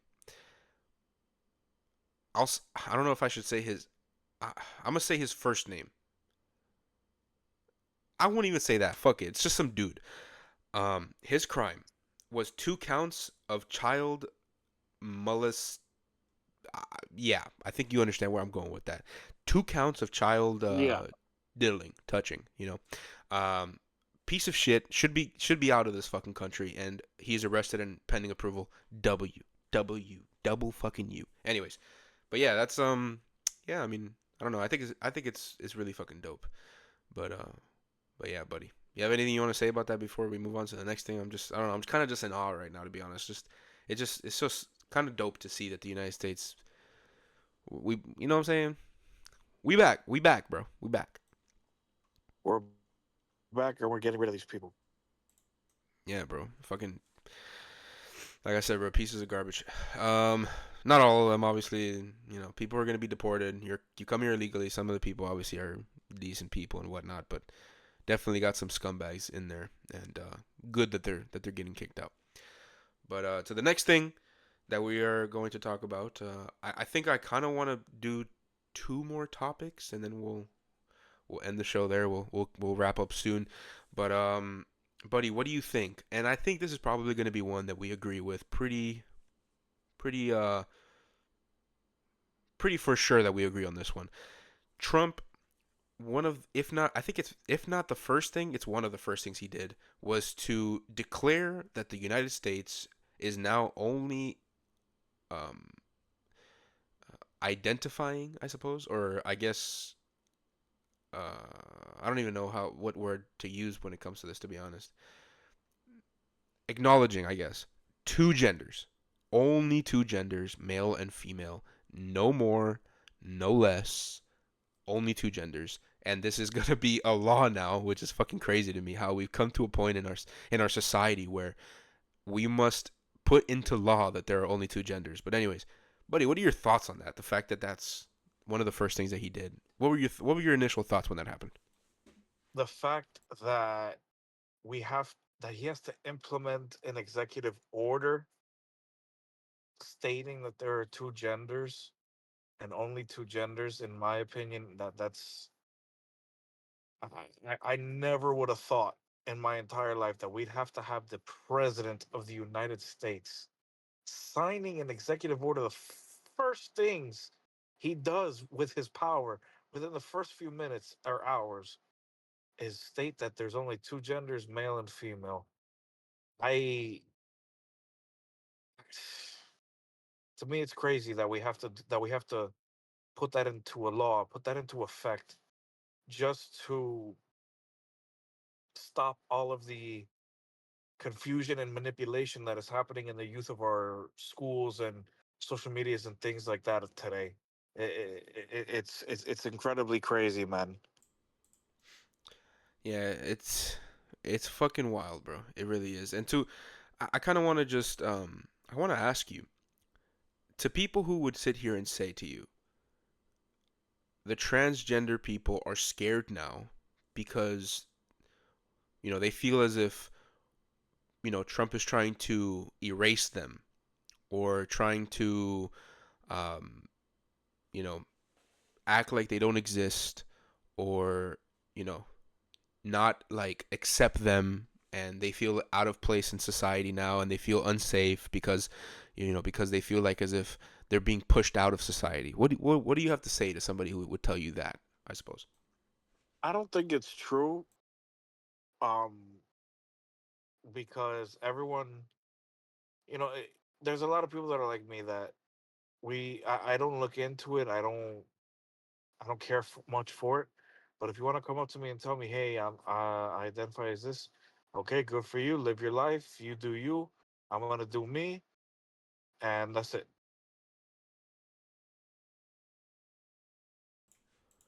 I was muted again, but anyways, I actually do agree with that 100%. I mean, I could give a fuck what an adult decides to do with their own body and shit like that, as long as you're not killing a baby and whatnot. But um, I mean, obviously, to a certain degree, it does Yeah, affect to a certain society. degree. Yeah, Yeah. it does affect society. So obviously, it'd be better if nobody was, a transgender person, and nobody could get the surgeries and whatnot. And in my, ideal world, I mean, shit, in my ideal world, people would get married and have kids and, live that type of life. Everybody would, and life would be so much better. But, obviously, we don't live in that world. Where do you kind of draw the line in the sense of like, yeah, live your life. I don't give a shit what you do, what you think you are, whatever the case. You know what? I guess for a better question to start with, do you think that those people who believe that they are a different gender than what they were, than what they are, I suppose? Do you think that those genders exist, or would you, like, for example, if they were to say, I want to be called he, her, zer, or some shit, would you affirm that, or would you be like, nah, I'm just gonna use the pronouns that I'm supposed to use because you're a biological woman, for example? Like, how would I you mean, approach that?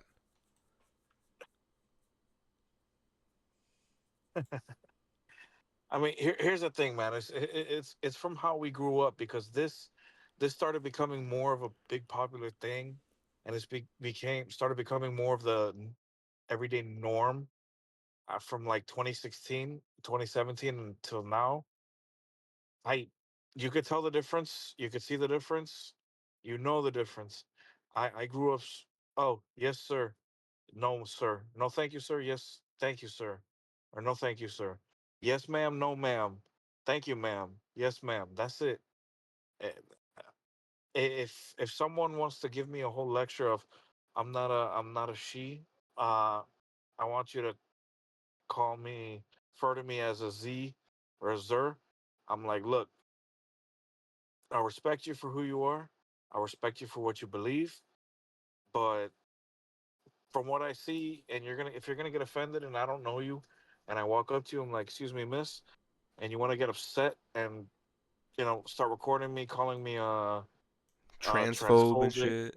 yeah, transphobic, homophobe, or this and that. It's like, no. It's like, look, I grew up when guys look like guys, girls look like girls, and you know, You'd refer to if them I as such. yeah, and if I approach you and I see you look like a woman, I see you look like a man. Excuse me, sir. Excuse me, ma'am.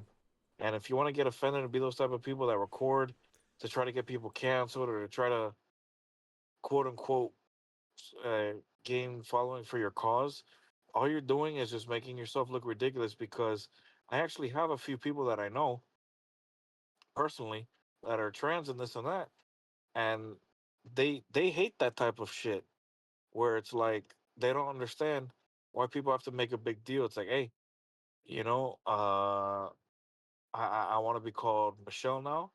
Please call me her, she or her. That's it. Like, all right, you know, once I see you look like a she or her. Okay, that's what you look like, she or her. Okay, whatever.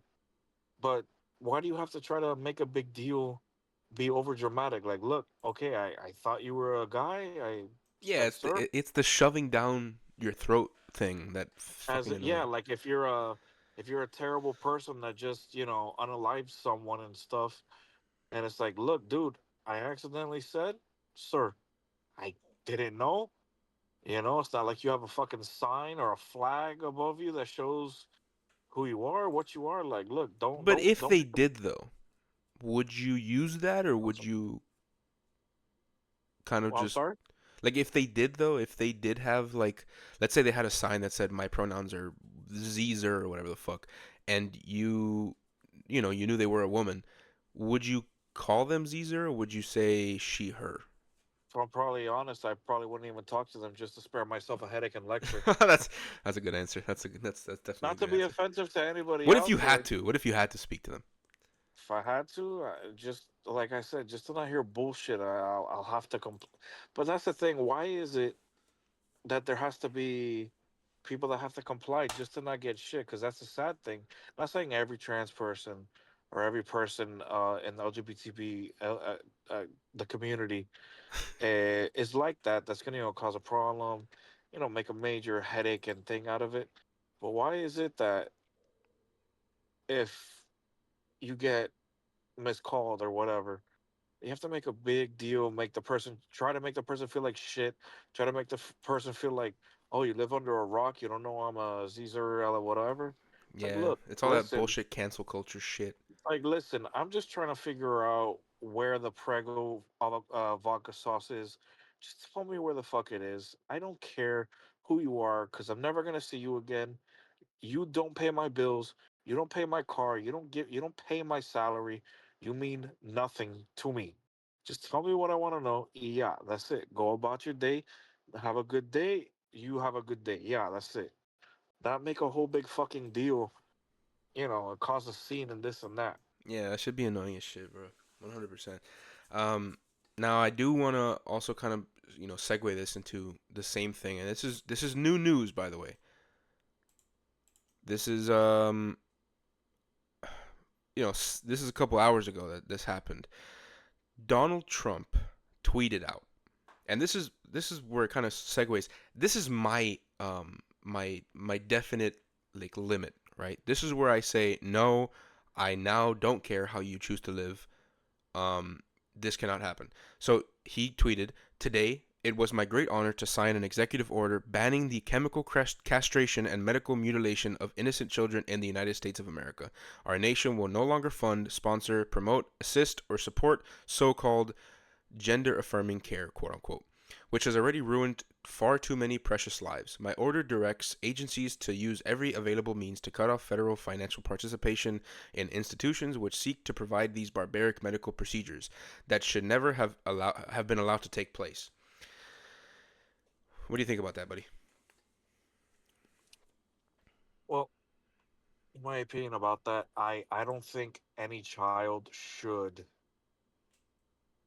have an option for that, because as a child, you know, a child doesn't know Yeah, who or what you they don't are even have yet. the capacity to consent at that point. You don't, which you know and it's life changing and it's life altering. But the matter of the fact is that the child doesn't know who they are. The child doesn't know what sex is. The child doesn't even know any of this, and because they're a child and they're easily manipulated and they're like a sponge that they absorb everything, and then that's what they'll come to understand and believe to be the truth. That they'll hear all this nonsense, and then they'll be like, you know what, I don't want to be little Timmy, I want to be little Perry. you know Daddy, mommy, daddy, I don't want to pee standing up anymore. I don't want to have my pee pee anymore. Listen, if a child comes up to you and says, I don't want my pee pee anymore, that should already tell you they're fucking too young and too naive and too ignorant to understand that what they're doing is not going to affect is not only going to affect them now, it's going to affect them tremendously when they hit puberty. Because guess what happens when you hit puberty? Let's say little Timmy wants to removes his penis, right? Before his balls drop. What's going to happen? He's going to have a vagina with a ball sack underneath. It's fucking stunted ass puberty growth and shit like that. Yeah, like what's gonna happen, Like the thing is children should not be susceptible to things like this because they don't understand it, they don't know it. None of us knew what anything was, you know, until we got older, until we started our hormones started, coursing through our body a lot more, until we took sex education, until we lived and heard things, saw things, watch things, until that happens. So for a child to have the ability to mutilate themselves and remove their genitalia or add genitalia that they were not born with, I think it's completely psychotic.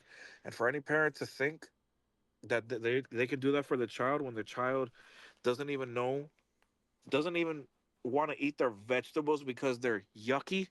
Listen, man, you're part of the problem Yeah, because bro. Those motherfuckers a gotta go to child needs jail, to be a bro. child, 100%. A boy needs to be a little boy, little girl needs to be a little girl. He needs to go play football. She needs to go play softball. He needs to play with trucks. She needs to play with dolls. This and that, whatever. You need to let them be them. Once, yeah, you wanna have them mutilate themselves. Yeah, when they turn 18, bro, go for it. Do what you want to do. Have the thousands of dollars for surgery, then the great ass insurance. Hopefully, mommy and daddy have insurance to be able to provide you with your hormone injections, and then you're this and you're that and your therapy because everything's going to be changing, and with the hormones that your body's not supposed to produce, that you're forcefully dumping into your system. Look, you're just gonna feel like shit and feel like garbage because women don't fully mature until what is it, Matt? Like what 25, 24? Yeah, I think the whole thing of people saying, I believe it is that their frontal lobe finishes developing at the age of 25. I believe, And men, I believe it's longer, like it's older. like 27. I think it is for men. So just listen to that. You don't fully understand, or you're not fully matured. I guess I'll say in the sense of knowing who and what you are. So you're almost freaking 30. 100, bro. So 100%. Those parents that allow that to happen, and not only allow that, but also encourage it, dude. They should be in fucking federal prison, bro. They really should be, they're bro. part of the problem. They shouldn't do that. They should not do that That should be because classified as child abuse, bro. To be honest. 100% because, and if you look at the statistics, if you look at a lot of the young people who have tried to do that or started doing that, or not even that, you see the trans people who are older with the hormones, with the way of life, not of some people not accepting them or family not accept this and that. The very minor people that don't accept them, right? Because everyone else could just wipe their ass. Hey, you do you, you do me. That's my mentality. That's a lot of people's mentality. Hey, live your life how you want to live it. I'm gonna live mine. Just don't tell me what to do. Yeah, that's it. If I lost my train of thought, shit, what was I saying? No, you were Oh yeah, saying, if you want to do it when you're an adult and whatnot, do it. yeah. Do it when you're an adult. Oh, right. That's thank you. I remember now. Uh, I'm never gonna forget this. There's one video of a woman transitioning to a man. She's a man now. She's in her 40. He's in his 40s and whatever, and he regrets it. You know, he feels like shit every day. He still has a uterus, but he's taking testosterone, this and that. He regrets it. He hates it. Not just from the ridicule he would get, but it doesn't get anymore because people don't give a shit. It's how his body feels, how he's feeling every day. He feels achy. He feels terrible.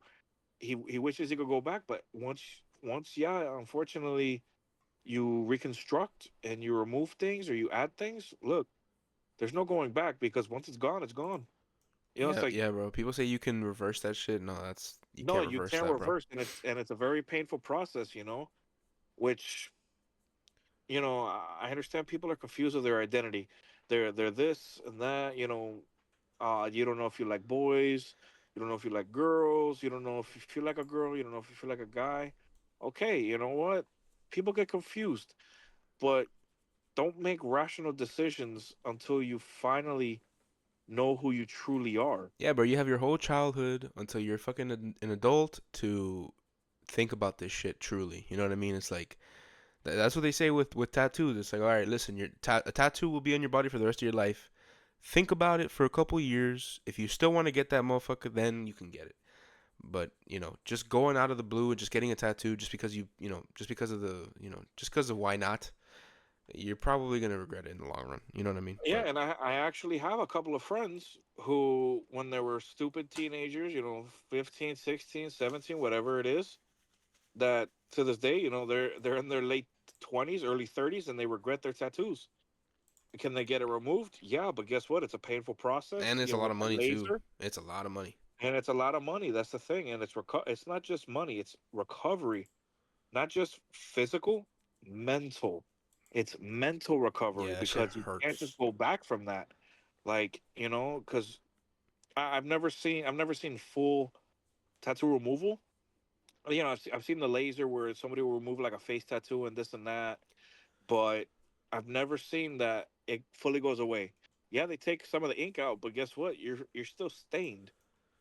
You're Yeah, no, still yeah. you're still augmented I think there's in still a that mark left with over. that tattoo. Yeah, I think So there's it's still a with you mark. forever, no matter what. And same goes for um switching and all that stuff. Listen, like I said, I understand people are confused, but know who you are. Try your best before you do anything rational and life changing. Before you do anything like that, figure out who you are, and you know what, live your life how you want to live it. Do what you want to do. Just don't shove it down everybody's throat, and then try to make people feel like shit, or they're phobic of this and that, or they're not part of the woke culture, Yeah, just which trying to push your ideology on everybody and shit. 100%. Because listen, you and me are Catholics. We're devoted to our faith. We love Jesus Christ. We have our conversations and our debates with colleagues. But do you and I bring a Bible and every chance we see them, read them Bible verses and try to convert them? No. We tell them, hey, you should read a couple verses. You should do this and that. We don't tell them you should. We suggest, hey, you know what? If you're feeling this way, read this section of the Bible. Read this chapter. Yeah, I mean, Read this yeah, proverb. and I think you're a little bit more. I would say you're a little bit more like loose with it than I am. But I mean, I'm a lot more. Yeah, you're you're I'm a more little. strict on it. Yeah, I'm a little bit more extreme about it. Where I say like, listen, I have no I have no remorse when I say this. My worldview and the way I think people should live their lives and whatnot. I think that worldview is better and actually the best way that somebody could live their life. And now, granted, you have the free will to live your life however the fuck you want. But if I were to tell you that, you should live your life however you want, I'd be lying to you. No, you should live your life the way that Jesus Christ commanded you to live your life. Because that is the way that I think is the best way to live your life. That's the way I think you should live your life. But, like I would say it, I think that the way I think or what I believe and whatnot is, what's right, I suppose. But people have free will, man, and people can choose to lose themselves or not and whatnot, and that's your choice at the end of the day. But you know, I'll tell you what, there is a right way to do things. But yeah, man, that's not like that whole tranny shit. That's not the right way. It's not the right way at all. But me and Maddie, we are both Catholics. Maddie's a little more, chill with it, I suppose. I'm a little bit more extremist when it comes to it. But yeah, no, that's just what that is, you know. But Maddie, you want to move on to the next thing, or you still got something to No, say no, about? no. Let's go ahead and move on to the next. All right, so I want to finish. I want to wrap it up after this, but I want to do the political quiz, like the political ideology quiz. The last one we did with George when he was on, that was a long ass quiz. I'm not gonna lie, it was like 15 minutes. This one's gonna be a lot shorter. I found a better one in the sense of like length. This one's gonna be a lot shorter. So, um, Yeah, I'm gonna ask you a couple questions. You just answer them, and we'll see what the political ideology quiz says that you are. So we'll start with this. If you had to choose, would you rather have a smaller government providing fewer services or a bigger government providing more services? Bigger government providing more services. All right, and the follow-up question to that is: when you say you favor a bigger government providing more services, do you think it would be better to modestly expand on current government services or greatly expand on current government services? Moderately expand. All right, and now second question: which of the following statements comes closest to your view? America's openness to people from all over the world is essential to who we are as a nation, or if America is too open to people from around the world, we risk losing our identity as a nation. Say that one more time for me, please. Yeah. Which of the following statements comes closest to your view? America's openness to people from all over the world is essential to who we are as a nation. Or, if America is too open to people from all over the world, we risk losing our identity as a nation. I'm kind of drawn 50-50, but I have to choose one, right? Yeah. If you had to lean more one way. I would say the second option. All right, next. In general, would you say experts who study a subject for many years are usually better at making good policy decisions about the subject than other people, usually worse at making good policy decisions about the subject than other people, or neither better nor worse at making good policy decisions about that subject than other people? Shit. My bad. I hate to keep asking you to repeat it. No, Just no, I it's keep okay. analyzing each answer. No, it's okay. It's okay. It says, in general, would you say that experts who study a subject for many years are usually better at making good policy decisions about that subject than other people? Worse or neither better nor worse? No, I would think better because they understand Yeah, every they're aspect experts. of Yeah. that. Yeah. I'm not gonna have a freaking dentist check out my car. They didn't. They're not experts in cars. I'm gonna have my I have the mechanic. I'm not, and like the same way I'm not gonna have that Honda mechanic. Look at my back thinking I have scoliosis. Yeah, He's but not but gonna know shit. it's talking about policy decisions. So it's like Yeah, yeah, saying, policy. Yeah, no, but the expert they would know more. yeah, so like, like a economist would make better policy, like political decisions about economy, you think, usually? Yeah. Okay. Thinking about increased trades of sorry, thinking about increased trade of goods and services between the United States and other nations in recent decades, would you say that the United States has gained more than it has lost because increased trade has helped lower prices and increased the competitiveness of some U.S. businesses, or lost more than it has gained because increased trade has cost jobs in manufacturing and other industries and lowered wages for some U.S. workers? Yeah, lost definitely lost more. All right. How much more, if anything, needs to be done to ensure equal rights for all Americans regardless of their racial or ethnic backgrounds? A lot, a little, or nothing at all? A little. Which of the following statements comes closest to your view? Business corporations make too much profit. Most corporations make a fair and reasonable amount of profit. Most corporations make a reasonable.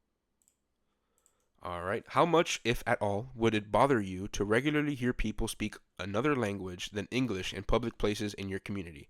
A lot, some, not much, or not at all? Not much. I live in I live in a Same. area where there's like four different languages spoken at Yeah, all times. yeah, bro. On a scale of 0 to 100, where 0 means you feel as cold and negative as possible, and 100 means you feel as warm and positive as possible, how do you feel toward Democrats? 100. I So, love everybody regardless of political beliefs, man. okay, so how do you feel towards Democrats? 100, and how do you feel towards Republicans? I'm assuming 100. Yeah. All right, Oh, I which have to choose between Republican and Democrats? no, like you have to do both. So for Democrats, you would say 100, and then for Republicans, you would also say 100. Yeah. Okay. Which of the statements best describes your opinion about the United States? The U.S. stands above all other countries in the world. The U.S. is one of the greatest countries in the world, among with others, and or there are other countries that are better than the U.S. The option before this one. So we are one of the greatest countries along with others. Yes. All right. So how much of a problem, if any, would you say each of the following are in the country today? People being too easily offended by things others say. Yeah. Do you think major problem, minor problem, or not a problem? Thinking, do I think that that's a major problem? People getting offended by everything? Yeah. Yeah, it's a major fucking problem. Okay. So people saying things that are very offensive to others. Major problem, minor problem, or not a problem? I don't think it's a fucking problem. I think people getting offended by fucking everything is a problem, but that's not the answer. Uh, So would you say not a problem or a minor problem? Read the question again. I'm sorry. Would you say each of the following are okay? Sorry. How much of a problem would you say each of the following are in our country? People saying things are very offensive to others. Major problem, minor problem, or not a problem? That's a major fucking problem. Wait. So people saying things that are offensive is a major problem? Oh, my bad. I misunderstood it. No, no, no, no. That's not a problem. Not a problem. Okay. What comes closer to your view of candidates for political office? If neither are exactly right, I usually feel like there is at least one candidate who shares most of my views, or none of the candidates represent my views very well. Uh, Damn. I would say at least one candidate matches some of my views. Okay. In general, how much do white people benefit from advantages in society that black people do not have? A great deal, a fair amount, not too much, or not at all? Not at all. Do you think greater social acceptance of people who are transgender is good for very good for society, somewhat good for society, neither good nor bad for society, somewhat bad for society, or very bad for society? Neither good nor bad. Overall, would you say people who are convicted of crimes in this country serve too much time in prison, too little time in prison, or about the right amount of time? You know what? That's very iffy.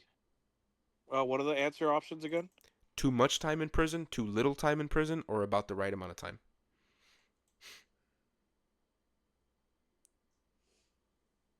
Shit, bro. That's a very hard answer. Because you'll have fucking one guy that gets 20 years in jail for selling a pound of weed, but then you have a guy that freaking unalived somebody who gets 5 years with probation. So I don't think. Yeah, it's a hard generalization of the question, but Yeah. if you had to Uh, say, Again, I apologize. Answering questions, please. yeah, overall, would you say people who are convicted of crimes in this country serve too much time in prison, too little time in prison, or about the right amount of time in prison? I'll say too little, I guess. Okay, which of the following statements comes closest to your view? Religion should be kept separate from from government policies, rather, or government policies should support religious values and beliefs. That option because our Pledge of Allegiance says one nation under God. All of our money says in God we trust. So religion should be part of government. That's what this country was founded on. All right, beautiful. So, in the future, do you think U.S. policies should try to keep sorry, fuck.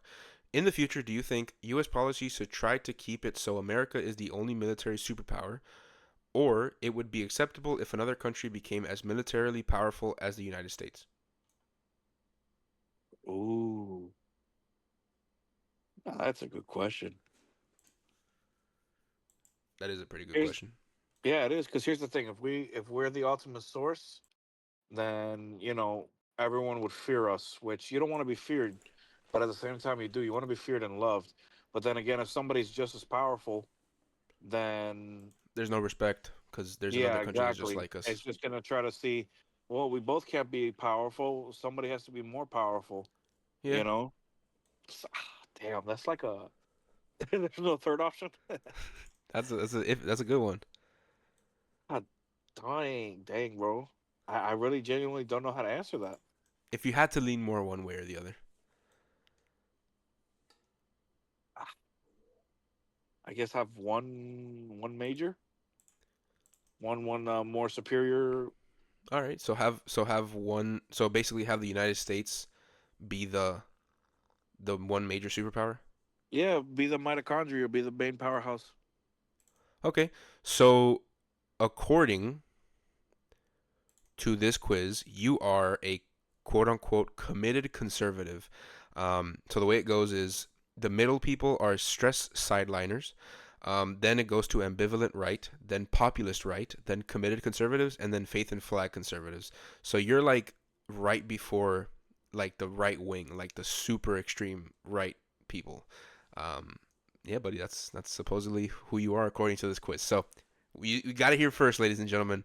Maddie is a committed conservative. I'll read the what's it called, the little description. Staunchly conservative and overwhelmingly Republican, committed conservatives hold pro business views traditionally associated with the Republican Party, have favorable attitudes about international trade, and favor limited government. Their approach to international relations centers on engaging with the United States allies and maintaining American military might. Committed conservatives tend to hold more moderate positions on immigration than faith and family conservatives and populist right. They also are slightly more moderate than these groups on some issues related to racial and ethnic equality. While they largely support Donald Trump in 2020, they are less likely than faith and flag conservatives and populist right to favor a major role for Trump in their party's future. Yeah, buddy, that's apparently you. Oh, okay. That's not too bad. But yeah, I think we're gonna wrap up now. Maddie, do you have any final words or final thoughts before we wrap up the show? Yes. I just want everyone who listens. My views are my views. Again, from what I said about the topics, about trans, about everything, politics, relationships. My views are my views. I hope nobody was offended or upset by what I said. I respect everyone. Everyone has their opinion. Everyone has their own view on things, and everyone should believe in what they believe in. Uh, so I hope you're not offended or upset by what I said, because I am a fair person, and everyone is a person and deserves to be treated as such with the utmost respect, love, and kindness. So if anybody got offended, my hope you just understand my views are my views, your views are your views, and always remain open minded in every situation and every aspect of your lives and anyone who you meet.